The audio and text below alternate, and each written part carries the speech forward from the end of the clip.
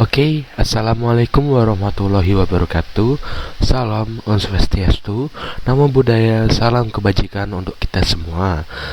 Nah, perkenalkan, nama saya Muhammad Iqbal Fadila dari program studi Teknologi Rekayasa Otomasi Sekolah Vokasi Universitas Diponegoro dengan NIM 3 digit terakhir 085. Nah, di sini saya akan menjelaskan tentang algoritma dan pemrograman yang berisikan kondisi dan logika if else. Nah, di sini saya akan menerangkan apa itu kondisi dan logika if else ini, dan sedikit menjelaskan flowchart sederhana dan untuk scratch dan rapidnya. Nanti saya akan terangkan, dan saya sudah membuat program tersebut. Nah, langsung saja kita ke materinya. Nah, apa sih itu konsep boolean? Nah, konsep boolean ini dalam algoritma dan pemrograman adalah tipe data logika yang hanya memiliki dua nilai, yaitu true atau benar dan false atau salah. Boolean digunakan untuk membuat keputusan dalam alur program. Misalnya, menentukan apakah suatu kondisi terpenuhi atau tidak dalam algoritma. Boolean biasanya muncul dalam pernyataan logika seperti perbandingan, semisal X lebih besar dari Y, dan atau operasi logika and or not. Nah, hasil evaluasi boolean ini akan memengaruhi jalannya program. Contohnya pada struktur if else, while atau for, di mana program hanya akan mengeksekusi perintah tertentu jika kondisi nilai itu benar. Dengan adanya boolean ini, program dapat berpikir secara logis, mengontrol alur eksekusi, dan memberikan hasil yang sesuai dengan kondisi yang dihadapi. Nah, boolean ini sangat penting dalam memengaruhi jalannya program. Nah, dalam boolean ini, contohnya pada struktur if else, while atau for ini mengeksekusi perintah tertentu jika nilai itu benar ya. Kalau semisal nilai itu salah, maka akan terjadi error. Nah, dengan adanya boolean ini, program bisa efektif dan berpikir secara logis ya teman-teman. Jadinya dia bisa memberikan hasil yang sesuai dengan kondisi yang dihadapi. Next. Oke, selanjutnya operator logika. Nah, operator logika itu apa sih teman-teman? Operator logika dalam algoritma dan pemrograman adalah simbol atau kata kunci yang digunakan untuk menghubungkan ekspresi logika sehingga menghasilkan nilai boolean, true atau false. Nah, operator logika ini yang umum digunakan adalah and, or, dan not. Nah, operator and ini akan bernilai benar hanya jika kedua kondisi yang dibandingkan benar. Sedangkan or bernilai benar jika salah satu atau kedua kondisi itu benar. Sementara itu, not digunakan untuk membalikkan nilai logika, yaitu mengubah true menjadi false atau sebaliknya. Dengan operator logika ini, pemrograman dapat membuat keputusan yang lebih kompleks dalam struktur kendali seperti if else atau while loop, sehingga program dapat berjalan sesuai dengan kondisi yang diinginkan. Nah, di sini sudah dijelaskan tentang and, or, dan not. Nah, itu ada 3 operator logika. Yang pertama ada operator and. Nah, operator and ini hanya bernilai jika kondisi yang dibandingkan benar. Nah, ada 2 kondisi teman-teman. Semisal ya contoh, ada 2 kondisi. Nah, kemudian itu dibandingkan. Nah, salah satunya jika ada yang bernilai benar, maka kedua kondisi itu benar, akan mengikuti benar. Kemudian untuk or, ini bernilai benar jika salah satu atau kedua kondisi benar. Nah, ini sebagai contoh, jika nilai data yang satunya benar, maka otomatis nilai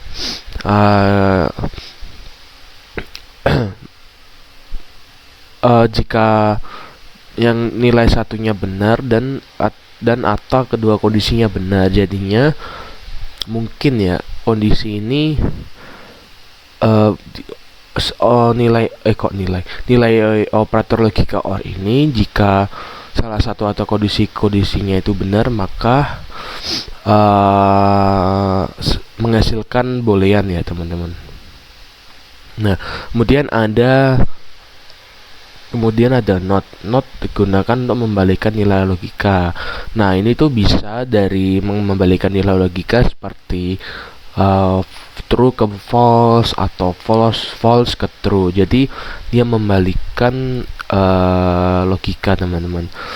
Jadinya bisa dibolak-balik. Nah, untuk operator logika ini dapat membuat keputusan yang lebih kompleks dalam struktur kendali seperti if else atau while loop. Nah, sehingga program ini dapat berjalan sesuai dengan kondisi yang diinginkan. Nah, operator logika ini penting ya teman-teman untuk pemrograman, dikarenakan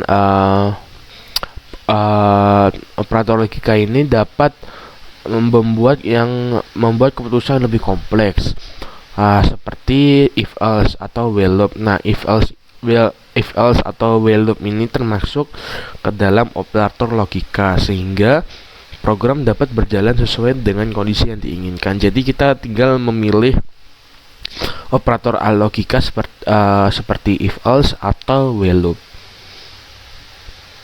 Next. Berikutnya ada struktur if else atau if else.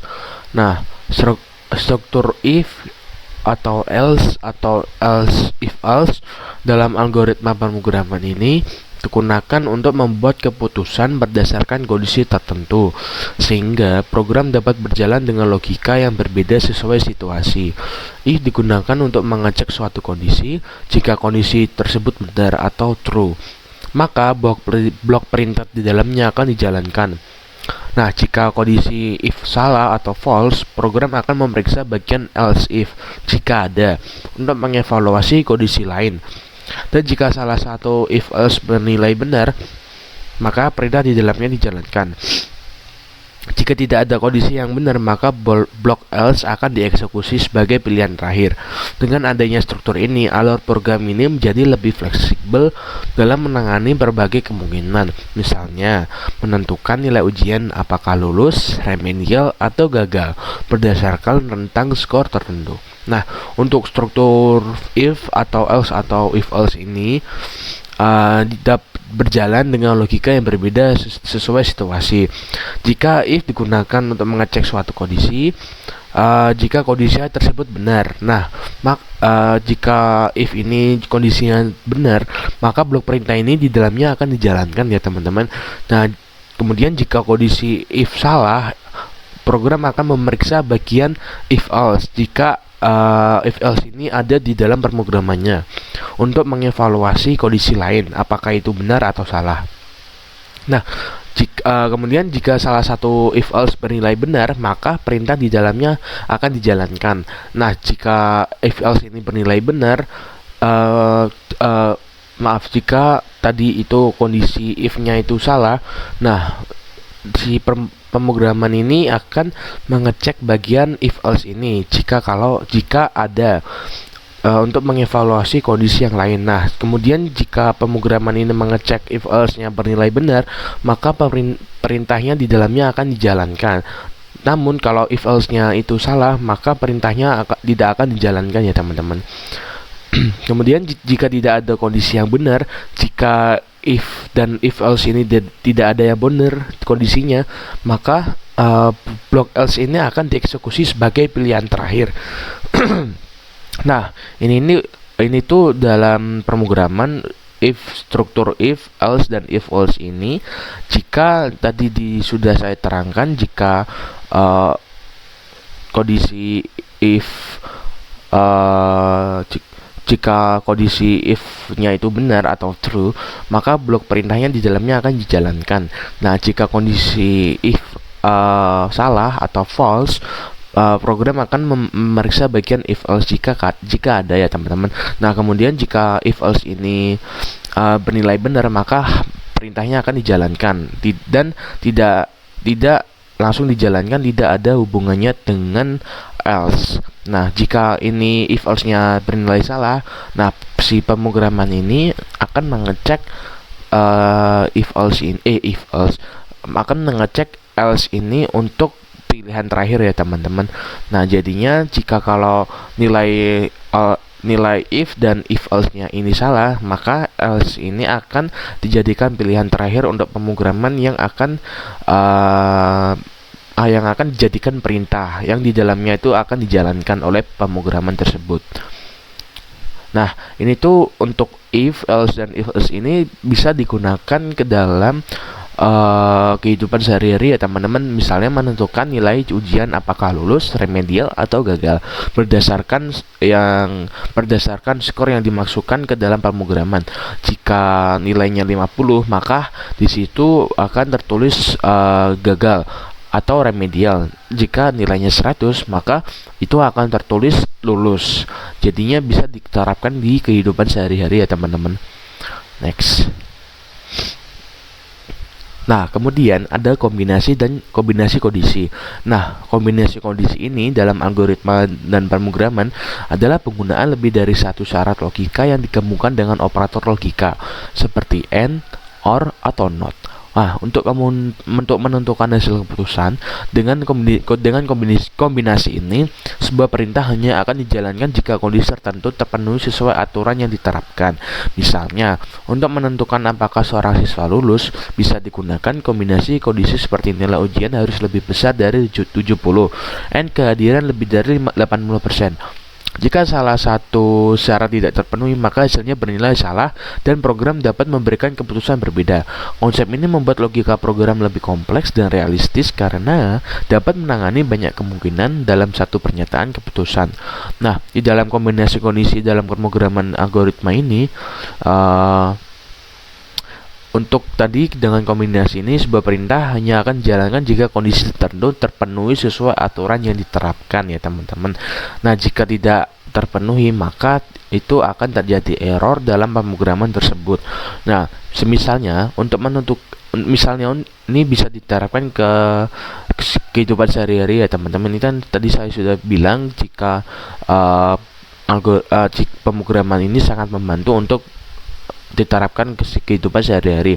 Nah, misalnya tadi contohnya untuk penerapan kehidupan sehari-hari ini yaitu apakah seorang siswa lulus bisa digunakan dengan kombinasi kondisi seperti nilai ujian harus lebih besar dari 70 atau di atas 70, misalnya 80, 85, 90 dan kehadiran lebih dari 80%.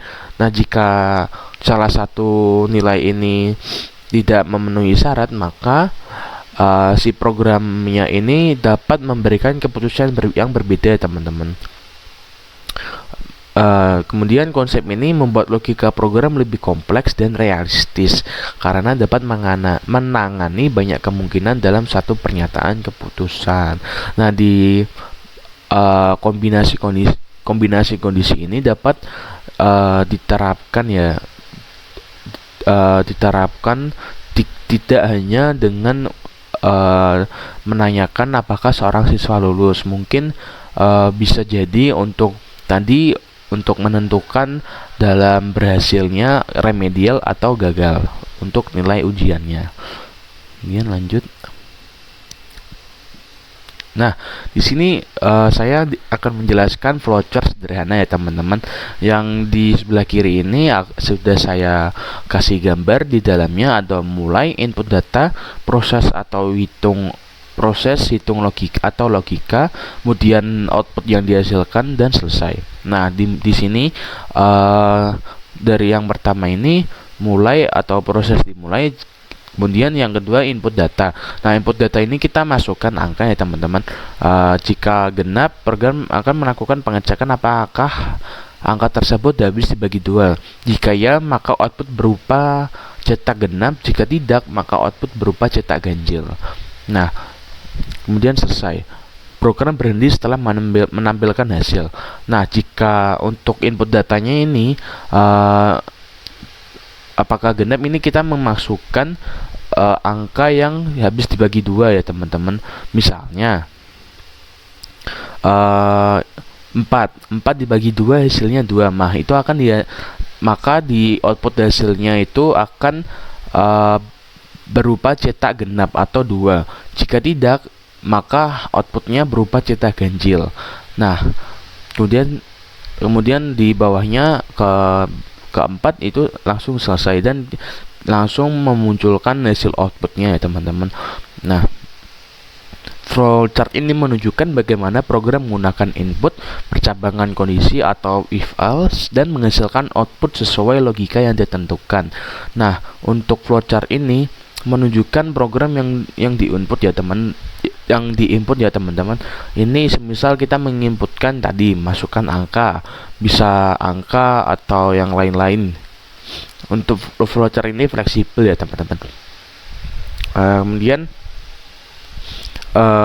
flowchart ini menunjukkan percabangan kondisi atau if else. Nah, flowchart ini ada hubungannya tentang tadi kondisi operator logika dan kondisi logika.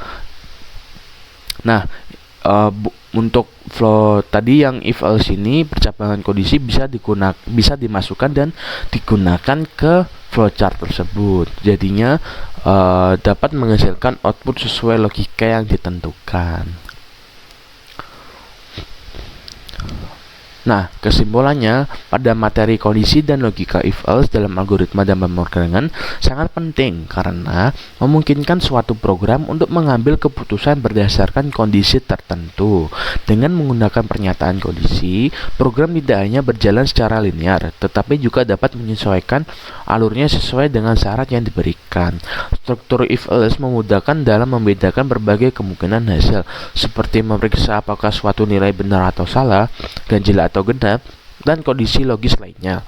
Dan dengan demikian, konsep ini menjadi dasar dalam membangun program yang lebih interaktif, dinamis, dan mampu menyelesaikan permasalahan yang kompleks secara efektif. Nah, di dalam kesimpulan ini, maka materi kondisi dan logika if else ini dapat mengambil keputusan berdasarkan kondisi tertentu. Dengan menggunakan pernyataan kondisi, program tidak hanya berjalan secara linear. Nah, jika tidak ada pernyataan kondisi ini, maka program tidak dapat berjalan secara linear teman-teman, dan sering kali akan terjadi error. Nah, struktur if else ini memudahkan dalam membedakan berbagai kemungkinan hasil. Nah, sudah saya jelaskan ini, if else ini ada and or not, kemudian bisa dimasukkan ke dalam flowchart, jadinya dia memudahkan dalam membedakan berbagai kemungkinan hasil. Seperti tadi, memeriksa nilai ujian yang remedial, gagal, dan lulus. Kemudian ada naik kelas atau turun kelas atau tetap di kelas. Nah, itu bisa digunakan ke dalam pemrograman. Nah, konsep ini menjadi dasar dalam membangun program yang lebih interaktif, dinamis, dan mampu menyelesaikan permasalahan yang kompleks secara efektif. Nah, di sini kondisi dan logika if else ini dapat membantu program yang lebih interaktif, dinamis, dan mampu menyelesaikan permasalahan yang kompleks secara efektif. Nah, untuk flowchart untuk scratch dan repliknya saya akan jelaskan. Saya sudah membuat tentang menanyakan umur yang berhubungan kondisi dan logika if else tadi ya teman-teman. Nah, saya akan jelaskan untuk scratch yang terlebih dahulu ya teman-teman. Di sini kita menanyakan where do you want to drive. Maka ini. Yang pertama yang pastinya kita memulai dengan block control ya teman-teman.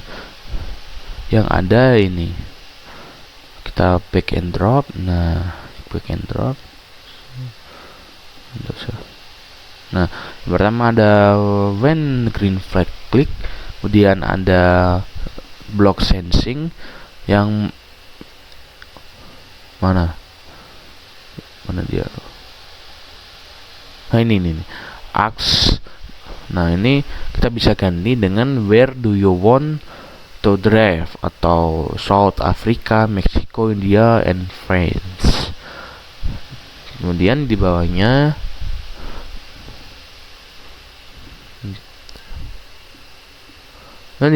ada block variable. Variable ini yang set atau country to answer untuk berguna ke dalam outputnya teman-teman, ke dalam menjawab program tersebut. Kemudian ada set sensing lagi untuk axe-nya. Mana ini? Nah, dia menanyakan how old are you? Kemudian dia menunggu beberapa detik dan di bawahnya dilanjutkan dengan axe tadi ya teman-teman, variable. Mana dia? Nah, ada ya pokoknya ada set di bawahnya ada set. User edge. Nah, user edge ini bisa buat menjawab di dalam kode program tersebut.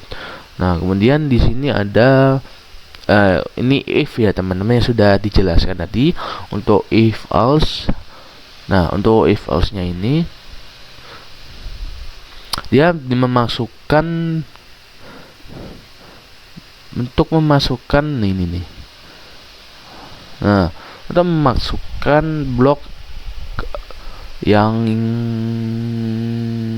ini. Ini nih. Nah, dia bisa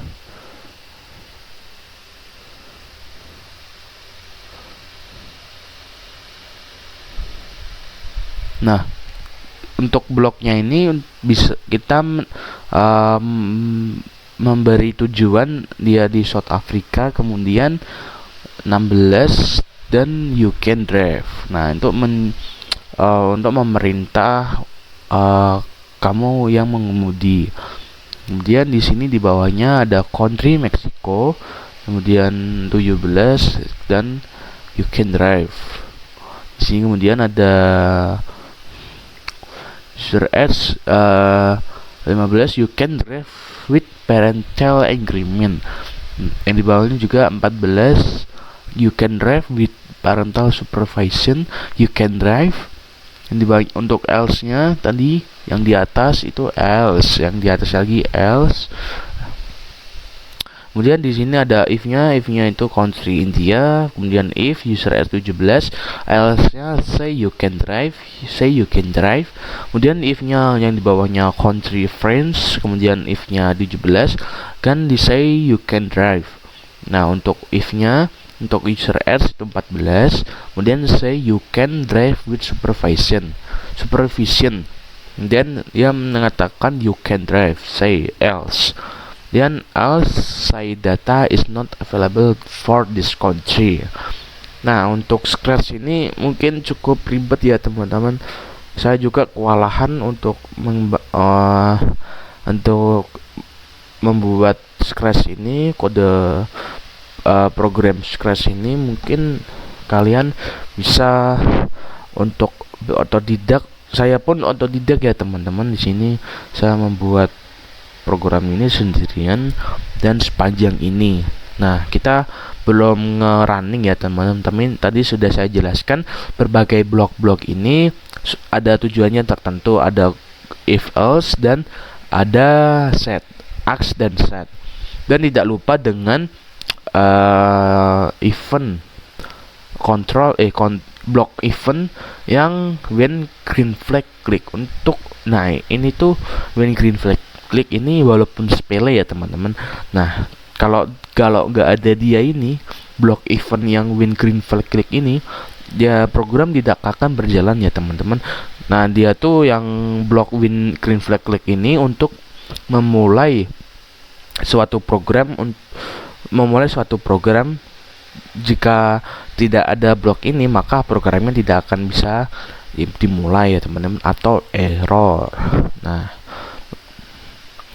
yang ya kalian bisa lihat sendiri di sini blok-bloknya bertumpuk-tumpuk, bisa berbagai macam blok ya, singkatnya gitu. Nah, kita running aja ya, running. Where do you want to drive? Mexico, maybe. France. Kita enter. How old are you? Mungkin saya 19. You can drive. Ini saya disuruh.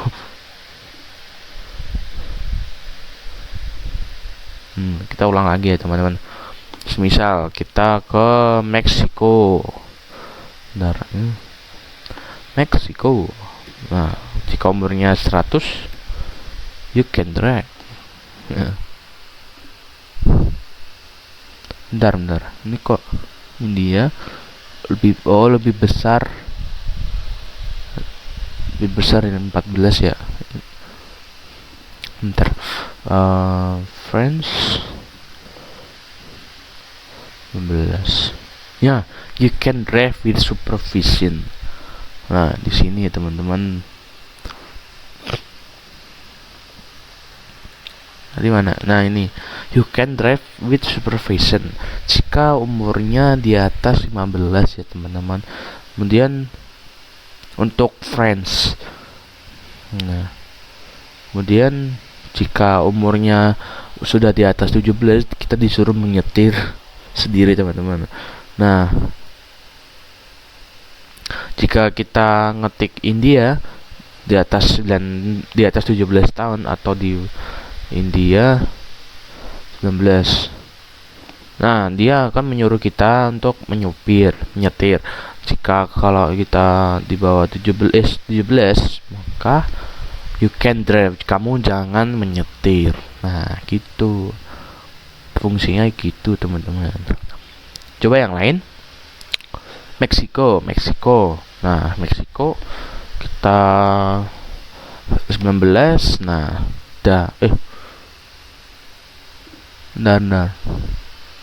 Meksiko. How old are you? 16. You can drive with parental agreement. Nah, di sini tadi saya sudah mengetik untuk Meksikonya, negara Meksiko, dan umurnya 16. Nah, di sini sudah diterangkan user age-nya 15. Kita pergi ke Meksiko, maka dia mengatakan you can drive with parental agreement. Nah, dan untuk yang lainnya mungkin South Africa kita belum nyoba tadi ya. South Africa. Nah, kalau di atas 16 maka dia disuruh kita untuk nyetir sendiri. Jika kalau di bawah 16 maka dia tidak merekomendasikan kita untuk menyupir. Mungkin belum punya SIM kali ya, jadinya nggak bisa nyupir. Kemudian saya akan jelaskan untuk kode pemrograman yang Python ya teman-teman, atau Replit. Nah,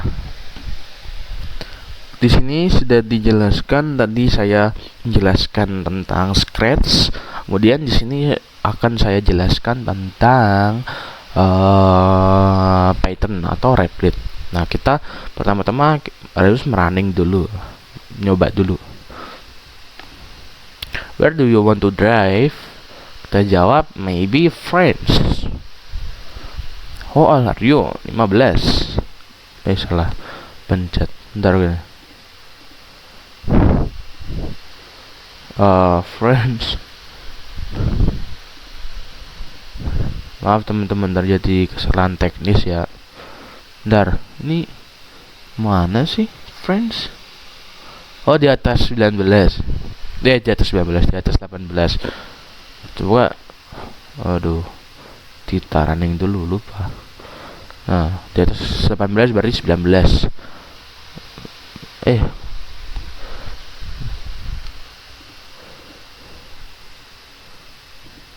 friends. Oh, Alrio 19. Nah, hah? Coba 18 ya. Kok gagal sih teman-teman? Saya yang buat sendiri padahal. 18. Hah?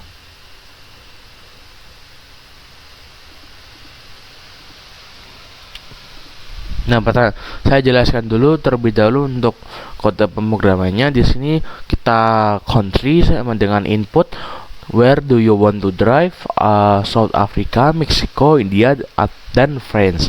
Dan itu user S-nya kita input how old are you, menanyakan berapa umur kita. Kemudian if country South Africa, user S 17, print you can drive, else print you can drive. Kemudian ada Meksiko nih 18, dia akan memerintah print you can drive. Jika 16 memberikan perintah print you can drive with parental agreement. Dan jika umurnya 15 memberikan perintah print you can drive with parental supervision atau you can drive. Untuk India user S-nya 18, printnya you can drive. Jika umurnya 18 memberikan perintah you can drive. Kemudian untuk France-nya ini 18, umur 18, kemudian memberikan perintah print you can drive. Jika umurnya 15 memberikan perintah you can drive with supervision atau memberikan perintah print you can drive. Kemudian else-nya udah saya running ya teman-teman.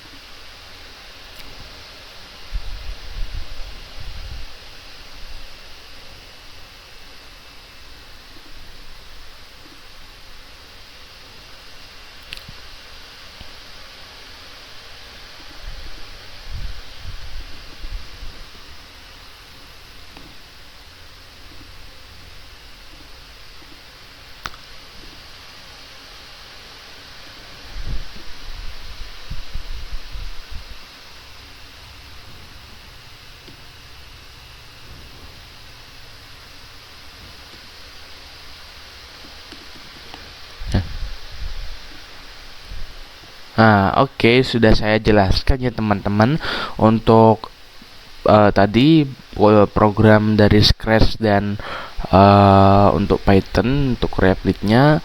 Untuk sekian dari pemrograman tersebut kita tutup, kita ke PPT lagi ya teman-teman. Nah, sudah selesai untuk materi kita hari ini. Tadi sudah saya jelaskan tentang kondisi operator logika dan kondisi if else. Nah, untuk materi hari ini saya cukupkan dengan mengucap wassalamualaikum warahmatullahi wabarakatuh.